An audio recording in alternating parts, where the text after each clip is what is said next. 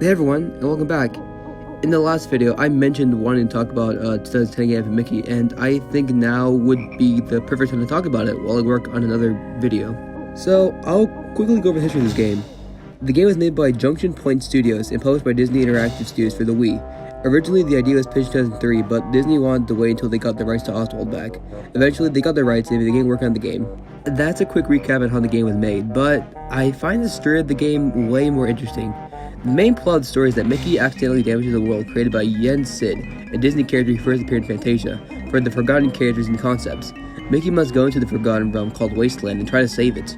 As you may have already noticed, the game has a much darker tone than what Mickey is usually associated with. This is because Disney wanted to rebrand Mickey Mouse by focusing more on his mischievous and adventurous side of his personality than focusing on his usual pleasant, cheerful side. Disney wanted to make him an epic hero. Get it? Anyways, while the game is already dark, I think the game's concept art is even darker, if not scarier, than what the game actually came to be. Now you might be thinking, Clownfish, you're just overreacting. The worst thing Disney does to stories is kill their main character's parents. How bad could it possibly be?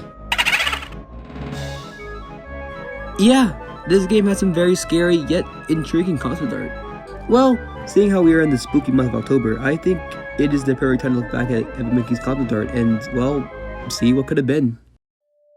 So, unlike the episode on Circle 7 Animations, there's no synopsis for this game. It's almost exactly the same as the main game. So instead of reading it to you guys, I'm just going to throw up some images and explain what they are to give my personal opinions on the concept art. Alright, so let's begin with this piece. So this photo shows what looks like to be some old cartoon characters on the beach about to get scooped up by these weird looking machines with the 7 dwarves' heads on them. On the beach is what looks like to be a bucket of paint thinner with Mickey's face on it.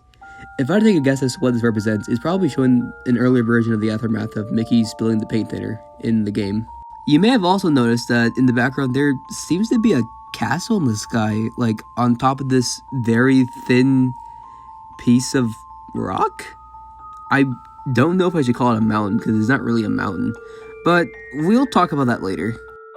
The next piece of concept art is also really cool, and here it is. I honestly don't know what to describe this as. It almost looks like a Disney-themed steampunk battleship. Within this thing are pieces of Disney Epcot and pieces of Disney Hollywood Studios.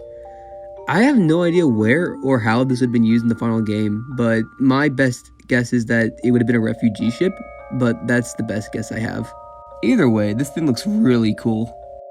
Alright, so this next one is one of my favorites. I mean, look at it. You have this sewer exit pouring out all this, well, what I assume is water, while the once friendly Magic Kingdom is now high in the sky, overlooking everything, looming in the background. I really like this concept of the Magic Kingdom looming over Wasteland. It gives the Magic Kingdom this very dark and creepy presence. Honestly, it reminds me of the Eye of Sauron or something out of a Tim Burton film. It makes you wonder how this could even happen.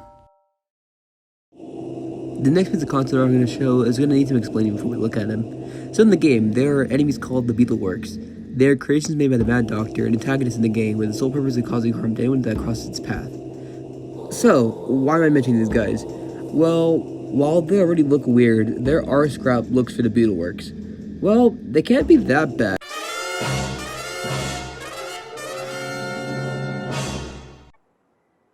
What the hell is that? What can I say? I mean, look at him. These designs are pure nightmare fuel. Keep in mind, these are official concept designs made by Disney. The fact that these monstrous amalgamations have parts of all like Disney characters and Disney elements creates this sense of creepiness and horror when it comes to the Beetleworks. They look so horrifying yet so cool at the same time. Of course, looking at these designs, it's clear as to why Disney didn't use these designs in the final game, but the fact that they exist alone just made me wonder just what kind of other dark and scary things the House of Mouse can conjure up. I don't think I need to keep going. I think the designs speak for themselves. The final piece of concept art we're talking about revolves around the Shadow Blot. The Shadow Blot's the main antagonist of the game. He looks like a big menacing creature made of black goo, equipped with horns, wings, and a devious smile. As menacing as he might seem, this wasn't always the intended look for him. No, he was meant to be much, much scarier. Prepare yourselves for the Shadow Blot's original look. Holy cow. Eat your heart out, Horn King, because we have a new contender for the scariest Disney villain ever created. Interestingly enough, this isn't the Shadow Blot's first appearance in a Disney title.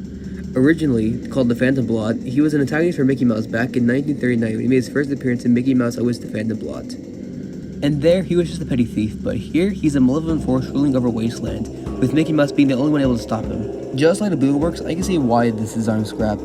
The whole point is to give kids a bad guy to face, not to show them the new Paralysis Demon. Oh well, this main villain has a very scary and cool design in my book. So yeah, that was a look at some of the concept art for Mickey.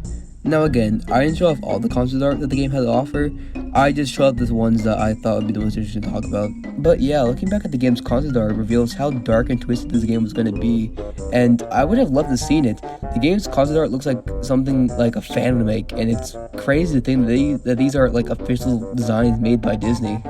Overall, I love the Mickey series, and I hope one day that it will return, maybe with the first game remaster, or maybe with it getting a miniseries on Disney+.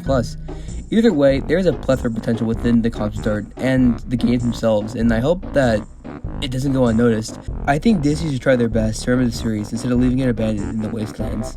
But that's gonna be it for today. I hope you guys enjoyed this video, and I hope to see you next time. Alright, goodbye.